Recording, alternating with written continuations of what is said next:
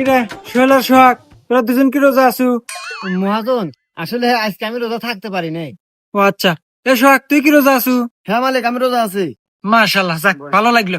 এই নে, এখানে 1000 টাকা আছে, কাম শেষে বাড়ির নাকি ইফতার নিয়ে যাইস। ঠিক আছে মালিক। আচ্ছা, তাইলে দুইজন ভালোভাবে কাজ কর। আচ্ছা মহাজন, এ বস্তু ধর, বস্তু ধর। তুই তো 2000 টাকা ভালো রে। আরে টিয়া তো তুইও পালো নি, মিথ্যা কথা বলি।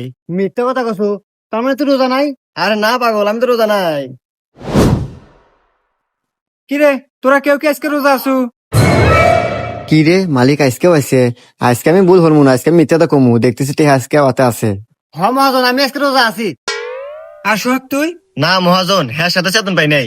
ও আচ্ছা, তাইলে তুই এক কাজ কর, বাসায় যা, বাসায় যা, দেখ তোর ভাবি বিরিয়ানি রান্না করছে, যা খাওয়া দাওয়া করে আয়গা। আচ্ছা মহাজন, আমি আরই যাইতেছি। ধর ধর ধর।